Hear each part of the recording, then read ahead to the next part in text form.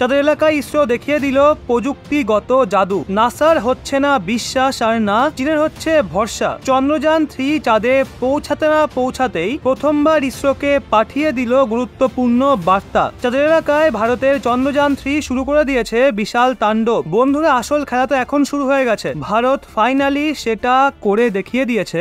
NASA তো ছাড়ুন, Russia চীনের পাও থমকে যায়, কারণ চাঁদের গ্র্যাভিটিতে এন্ট্রি কোনো বড় পরীক্ষার থেকে কম নয়, তাও আবার সাউথ পোলে ল্যান্ডিং এর উদ্দেশ্যে। বন্ধুরা, যখন ইসরো তার মিশনকে এই জায়গায় প্রেরণ করে তখন যানটি চাঁদের অরবিটে ঢুকে যায়। কিন্তু এটা কিভাবে এন্ট্রি নিল, চাঁদের গ্র্যাভিটি একে কিভাবে আকর্ষণ করেছে, এই ভিডিওতে আমি আপনাদের এই বিষয়ে জানাতে চলেছি।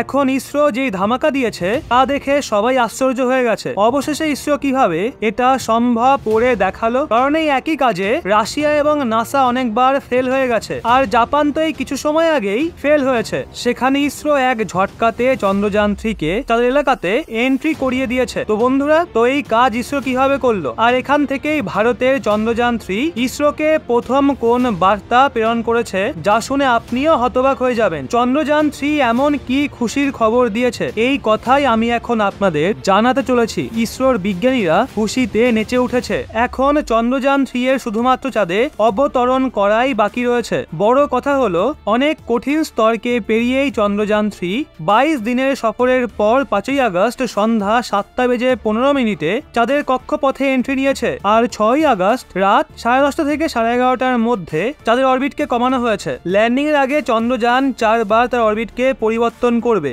বন্ধুরা, এই টাস্ক অনেকই কঠিন।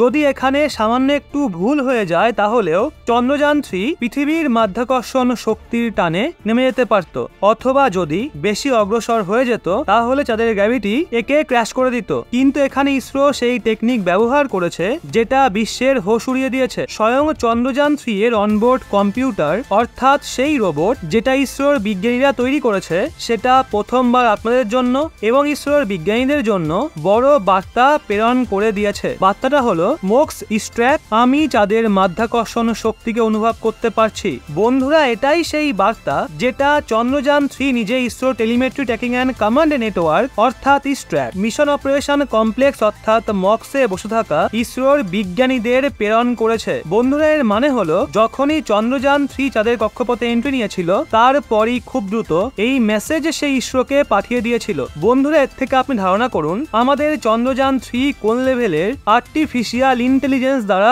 পরিপূর্ণ। এটা তার প্রত্যেকটা গতিবিধির বার্তা খুব তাড়াতাড়ি ইসরোর বিজ্ঞানীদের প্রেরণ করছে। আর এইবার ইসরোর চিফ এস সোমনাথ বলেছেন, আমরা অনেক খুশি।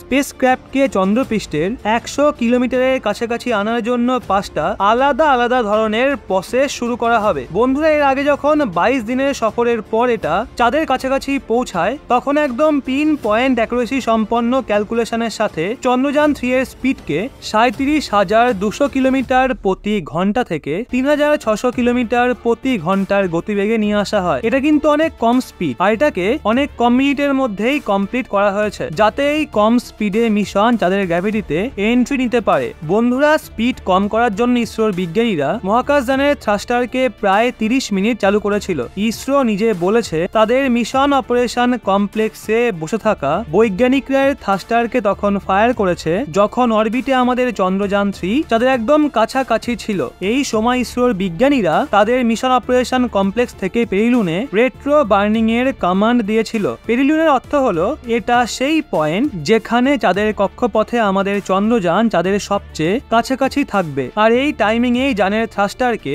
অপোজিট ডাইরেকশনে ফায়ার করার কমান্ড দেওয়া হয়েছিল। পৃথিবীর অরবিটে এই কমান্ড সোজা ডাইরেকশনে দেওয়া হয়েছিল, যার জন্য যানটার স্পিড বৃদ্ধি পাচ্ছিল। কিন্তু এখন এটা তার পুরো বিপরীত হবে। চাঁদের এরিয়ায় যানের স্পিডকে কম করার জন্য অপোজিট ডাইরেকশনে থ্রাস্টার ফায়ার করা হয় এবং চাঁদের অরবিটকে ধরার জন্য চন্দ্রযান 3 এর গতিকে প্রায় 3,600 কিলোমিটার প্রতি ঘন্টার আশেপাশে করা হয়েছে। অর্থাৎ কিছু মিনিটের মধ্যে ইসরো এই সম্পূর্ণ কাজকে কমপ্লিট করেছে, কারণ ভারতের মুন মিশন চন্দ্রযান 3 37,200 কিলোমিটার গতিতে চাঁদের দিকে অগ্রসর হচ্ছিল। আর দেখতে না দেখতেই বড় সফলতা অর্জন করে ফেলে ISRO. ISRO pin point timing এবং ডিস্টেন্সের ভিত্তিতে চন্দ্রযান 3 এর স্পিডকে একদম কন্ট্রোল করে নিয়েছে, কারণ চাঁদের গ্র্যাভিটি পৃথিবীর তুলনায় 6 গুণ কম হয়ে থাকে। যদি বেশি গতি থাকতো চন্দ্রযানকে পেরিয়ে চলে যেত। এর জন্য ইসরোর বিজ্ঞানীরা চন্দ্রযান 3 এর গতিকে কমিয়ে 2-1 কিলোমিটার প্রতি সেকেন্ড করে দিয়েছে। এই গতির জন্যই সে চাঁদের অরবিটকে ভালোভাবে ধরতে সক্ষম হয়। এখন ধীরে ধীরে চাঁদের চারিদিকে তার অরবিটের দূরত্বকে কম করে একে চাঁদের দক্ষিণ মেরুর কাছে ল্যান্ড করানো হবে। বন্ধুরা, এটা অনেক বড় সফলতা, কারণ যে স্পেস এজেন্সি বা দেশগুলো সোজা চাঁদের দিকে রকেটের মাধ্যমে তাদের স্পেসক্রাফটকে পাঠায়, তারা বহুবার নিরাশ হয়েছে। তাদের অনেক মিশনই ফেল হয়ে গেছে, কিন্তু ইসরো এখন বড় সফলতা অর্জন করেছে। এখন তো 100% চান্স রয়েছে সফলতা পাওয়ার। এইবার যানের মধ্যে যে ল্যান্ডার লাগানো হয়েছে এবং তার মধ্যে যে ইকুইপমেন্ট গুলো লাগানো হয়েছে সেগুলো বিশেষ গুরুত্বপূর্ণ। বন্ধুরা, সেগুলোর নাম হলো লেজার ডপলার ভেলোসিমিটার অর্থাৎ এলডিভি এবং ল্যান্ডার হরাইজন্টাল ভেলোসিটি ক্যামেরা অর্থাৎ এলএইচভিসি। এগুলো অনেক শক্তিশালী উপকরণ। লেজার ডপলার ভেলোসিমিটার চন্দ্রপৃষ্ঠ অবতরণ করার সময় 3D লেজার মারে, আর এই লেজার চন্দ্রপৃষ্ঠ থেকে ধাক্কা খেয়ে পুনরায় ফিরে এসে এই বার্তা দেয় যে পৃষ্ঠ কেমন, উঁচু নিচু এবড়ো খেবড়ো নাকি সমতল, পাথরযুক্ত না সবকিছু ঠিকঠাক আছে। এই সবকিছুই কিন্তু নিখুঁত ভাবে পর্যবেক্ষণ করে, আর এই তথ্যের ওপর ভিত্তি করেই আমাদের ল্যান্ডার ল্যান্ড করার জন্য সঠিক জায়গা নির্বাচন করবে। বড় কথা হলো এই কাজ কেবলমাত্র 96 মিলিসেকেন্ডের মধ্যেই কমপ্লিট হয়ে যাবে। বন্ধুরা, এর মধ্যে দুদিকে যে লেজার যায় এটা দেখে যে আগে বা পেছনের দিকে কোনো উঁচু নিচু জায়গা আছে কিনা, আশপাশ থেকে কোনো কিছু ছুটে আসছে কিনা। এর থেকে জানা যায় ল্যান্ডারের কোনো কিছুর সঙ্গে ধাক্কা খাওয়ার আশঙ্কা আছে কিনা। বন্ধুরা, এর সাথে এলএইচভিসি যেটা মাটির ভেতরের ছবিকেও ক্যাপচার করে সেটা অনেক স্পিডে কাজ করবে, যাতে ল্যান্ডারের অবতরণ করা হেলিকপ্টারের মতো হাওয়াতে ভেসে থাকার জন্য গতির অনুসন্ধান করা যাবে। এর সাথে এর থেকে বিপদের আশঙ্কাও জানা যাবে। বন্ধুরা, এইবার তো সফলতা 100% নিশ্চিত। এখন আমাদের চন্দ্রযান 3 চাঁদের ডিম্বাকার কক্ষপথে প্রদক্ষিণ করছে, যার চাঁদ থেকে নিকটবর্তী দূরত্ব 170 কিলোমিটার এবং ম্যাক্সিমাম দূরত্ব প্রায় 4313 কিলোমিটার। এর পর আবার 17 আগস্টের জন্য বড়সড় প্রস্তুতি হতে চলেছে, যখন চন্দ্রযান 3 এর প্রপালশন মডিউল এবং ল্যান্ডারকে আলাদা করে দেওয়া হবে। এরপর শুধুমাত্র বাকি থাকবে ল্যান্ডিং। এখন চন্দ্রযান 3 এর ল্যান্ডিং এর জন্য চন্দ্র পৃষ্ঠ থেকে দূরত্ব ক্রমশ কমানো হবে। আপাতত আমাদের যান ডিম্বাকার কক্ষপথে চাঁদকে প্রদক্ষিণ করছে। এরপরে 9 আগস্ট দুপুর 1:45 সময় তৃতীয় ম্যানুভার হবে। এরপর 15 আগস্ট 12টার সময় চতুর্থ ম্যানুভার হবে, আর এর দূরত্বকে 1000 কিলোমিটারের মধ্যে নিয়ে আসা হবে, অর্থাৎ চন্দ্র পৃষ্ঠ থেকে 1000 কিলোমিটার দূরত্বে।